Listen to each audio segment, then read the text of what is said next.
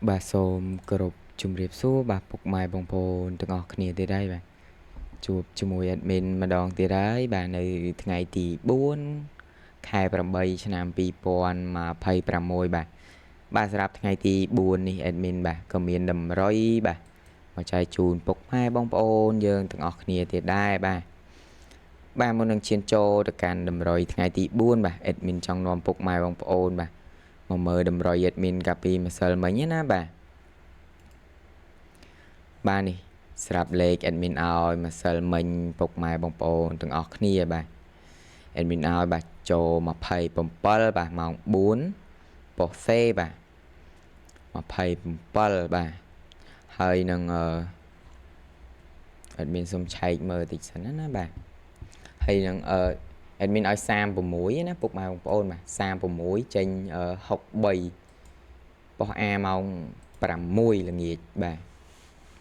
តម្រុយនេះចូលច្រើនណាពុកម៉ែបងប្អូនបាទស្រាប់92ក៏ admin ឲ្យ92ហ្នឹងណាចេញ29ម៉ោង6ប៉ុស A បាទប៉ុស A ដូចគ្នាណាបាទហើយ45 admin ឲ្យ45ចេញ46បាទថាថ្ងៃនេះយើងបានចូលច្រើនបាទពុកម៉ែបងប្អូនដែលយកតម្រុយ admin ទៅចាក់ណាបាទគឺថាបានចូលច្រើនហើយស្រាប់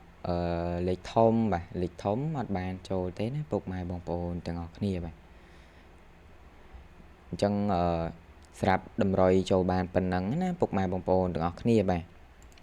ការតម្រុយ admin ឲ្យចូលបានប៉ុណ្ណឹងបាទកុំឲ្យខាតពេលយូរបាទទៅកាន់តម្រុយថ្ងៃទី4ទាំងអស់គ្នាណាពុកម៉ែបងប្អូនបាទហើយសម្រាប់តម្រុយថ្ងៃទី4នេះ admin ក៏បានរៀបចំបាទជូនពុកម៉ែបងប្អូនរួចហើយបាទមុននឹងឈានចូលទៅកាន់តម្រុយថ្ងៃទី4បាទ admin ក៏សូមឲ្យពុកម៉ែបងប្អូនបាទទស្សនាវីដេអូ admin ហើយបាទជួយចុចជាវនៅ channel ទូចនេះមួយម្នាក់មួយផងបាទជួយចុចជាវបាទចុចសញ្ញាកណ្ដឹងឬចុចបើកសញ្ញាកណ្ដឹងមកដើម្បីបានតម្រុយ admin ធ្វើជាប្រចាំថ្ងៃចែកជូនពុកម៉ែបងប្អូនបាទចឹងមានតែប៉ុណ្្នឹងទេបាទ admin សុំលុបលេខតិចសិនណាបាទ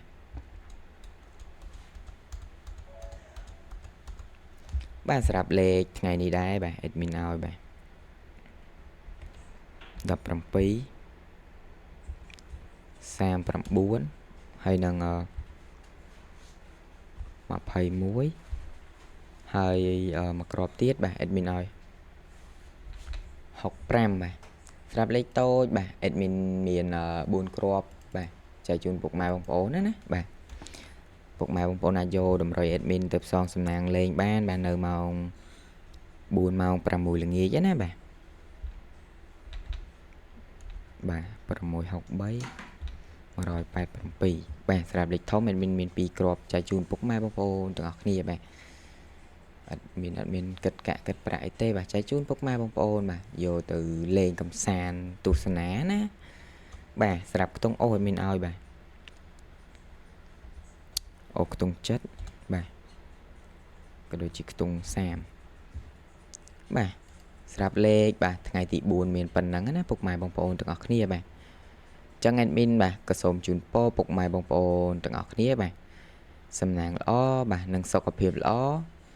ជូនពរពុកម៉ែបងប្អូនបាទយកលេខ admin ទៅផ្សងសំណាងណាជូនពរបាទពុកម៉ែបងប្អូនបាទហេងចូលចំទាំងអស់គ្នាបាទចឹង admin មានតែប៉ុណ្្នឹងទេបាទសូមគោរពជម្រាបលាពុកម៉ែបងប្អូនទាំងអស់គ្នាបាទជួបគ្នានៅវីដេអូក្រោយបន្តទៀតបាទសូមអរគុណបាទ